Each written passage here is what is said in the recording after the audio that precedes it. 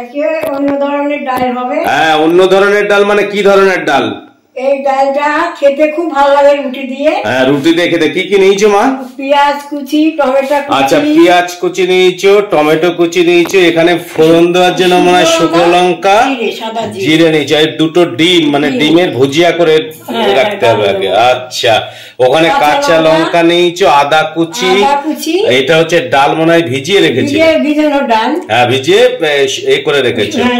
আর মশলা হিসেবে নিয়েছো হচ্ছে ধনের গুঁড়ো, হলুদ, লবণ, কাশ্মীরি লঙ্কার গুঁড়ো, আর হচ্ছে এইটা হচ্ছে কসুরি মেথি। কসুরি মেথি রয়েছে, এই দিয়ে হচ্ছে ডাল রান্না হবে।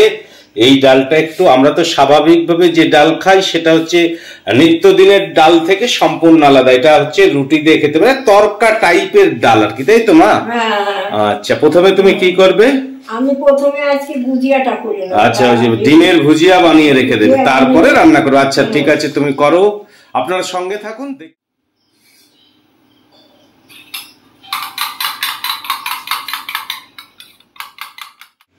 অল্পই তেল দেবো, ভুজিয়া হবে তো অল্পই তেল দেবো।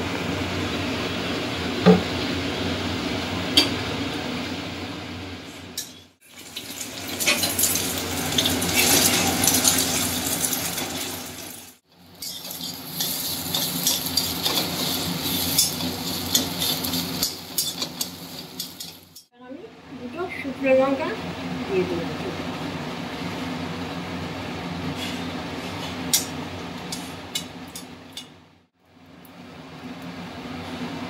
এবার একটু সাদা জিরে ফোড়ন দিয়ে দিলাম। সাদা জিরে আর শুকনো লঙ্কা ফোড়ন।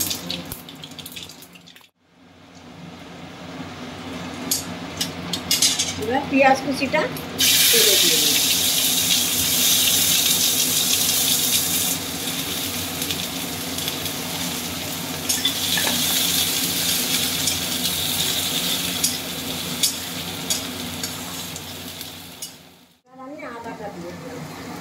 আদা কুচি, আদা কুচিটা তেলে দিয়ে দিলাম। পেঁয়াজ আর আদা কুচি দিয়ে দিলেন।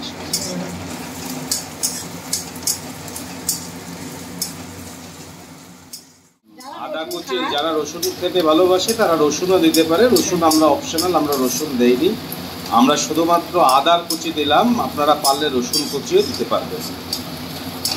আর এবার আমি এই টমেটোটা দিয়ে দিলাম। টমেটো কুচি, টমেটো কুচি।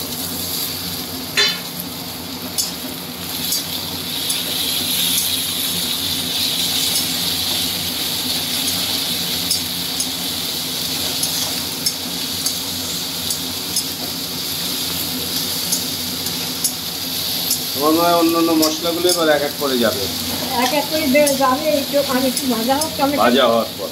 হ্যাঁ, টমেটোটা আর একটু ভাজা, কাঁচা লঙ্কাটা, মানে চেরা কাঁচা লঙ্কা, চেরা কাঁচা লঙ্কাটা দিয়ে দিলাম।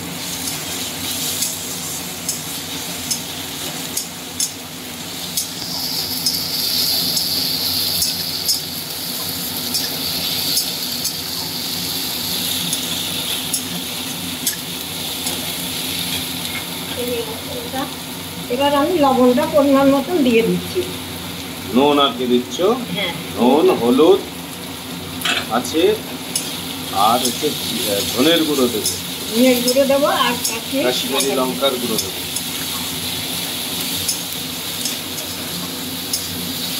কসুরি মেথি পাতার ডাল, খানিকটা তরকা জাতীয় ডাল।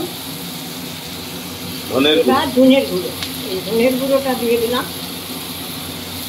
হলুদটা পরে দেবো। এটা হচ্ছে সবই গুঁড়ো মশলা, কিন্তু বাটা মশলা দিয়েও সুন্দর হয়, খেতে খুবই ভালো লাগে। বাটা মশলা রান্না তো সবসময় ভালোই লাগে। লঙ্কার গুঁড়োটা দিয়ে দিচ্ছি।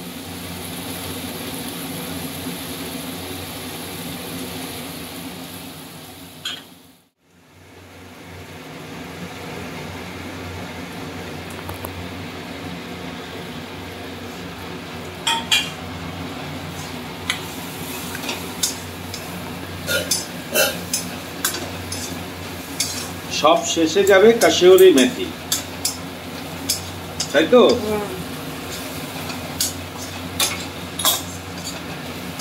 আর সঙ্গে গরম জল লাগবে, ওপাশে গরম জল রেডি হচ্ছে। মশলা হয়ে গেছে, আমি এখন এই ডালটা দিয়ে দিচ্ছি। মানে ভিজিয়ে রাখা যে মসুর ডাল, সেই মসুর ডাল দিয়ে বা মশলা দিয়ে কষানো হবে। যেরকম তরকার ডাল হয় ওই রকম হবে, রুটি দিয়ে খেতে খুবই ভালো লাগে।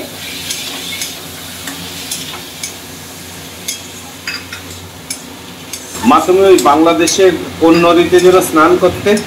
চন্দনা নদী। চন্দনা নদী। বাংলাদেশের চন্দনা নদী হচ্ছে তোমার হচ্ছে ফরিদপুর আর মনে হয় গোপালগঞ্জ, মানে বাংলাদেশের হচ্ছে পশ্চিমাঞ্চলের এই চন্দনা নদী, মানে ওই ফরিদপুর আর গোপালগঞ্জের উপর দিয়েই মনে হয় গেছে, মানে বেশি বড় নদী না, 125 কিলোমিটার। কিন্তু প্রাকৃতিক অপরূপ সৌন্দর্য। তুমি মনে হয় তখন কত বছর বয়স তোমার যখন ওই নদীতে স্নান করতে? তখন আর কত বছর বয়স, 16 বছরে বিয়ে হয়েছে, তখন খুব একটা বয়স হয়নি তো, অল্প বয়সে। একদম কলসি কাকে নিয়ে চন্দনা নদীতে যেতে? শান্ততি জল আনতে। হ্যাঁ, আমাদের রান্না হইতো ওই জলে রান্না করতে তখন। আচ্ছা, চন্দনা নদী বাংলাদেশের ফরিদপুর জেলার যদি কেউ থাকেন তাহলে চন্দনা নদী যদি, আমার মনে হয় এখন ওই নদী নেই, মানে অবলুপ্তি হয়েছে। যদি থাকে কমেন্ট করে জানাবেন, আমাদের অবশ্যই ভালো লাগবে যে ওই নদীটি এখন আছে কিনা। আমার মা ছোটবেলায় স্নান করতে যেতেন সেই নদীতে। আমরা সব জায়গা মিলে কলসি কাকে করে ওই নদীটি স্নান করতে যেতাম। চন্দনা নদী। চন্দনা নদী কলসি বলে জল আনে, ওই জল দিয়ে আমাদের রান্না হইতো। আচ্ছা, তখন তো জলের এত আধুনিক ব্যবস্থা ছিল না, সব ভালো পুকুর, তারপরে বিল, নদীর জলেই রান্না হইতো। মেথিটা তুমি দিয়ে দিচ্ছ। হ্যাঁ হ্যাঁ, কসুরি মেথি একদম কষানো হলে এই পর্যায়ে এসে কসুরি মেথিটা দিয়ে একটু ভালো করে কষিয়ে দিয়ে তারপর গরম জল দেবে। গরম জল দেবে। কসুরি মেথি দিলে পরে একটু আলাদা ফ্লেভার হয়। কসুরি মেথির ডালও একে বলা হয়, অনেক তরকার মতন বেশ। আর এর মধ্যে শেষে তো ডিম ভুজিয়া যাবেই, অসাধারণ খেতে হয় রুটি দিয়ে। গরম জলটা দিয়ে দেয়। গরম জলটা দিয়ে দিচ্ছি। যখন ফুটে আসবে তখন মনে হয় ভুজিয়া ডিমটা দেবে। এবার আমি ভুজিয়া করার ডিমটাকে এই ডালে দিয়ে দিচ্ছি। ডিম ভাজাটা মানে একদম শেষ পর্যায়ে এসে এই ভুজিয়া দিয়ে দিলে, ডিম ভুজিয়া। আপনারা এইরকম করে রান্না করে খাবেন, দেখবেন রুটির সঙ্গে খুব ভালো লাগবে, খুব ভালো লাগবে রুটির সঙ্গে। মোটামুটি ডাল রেডি।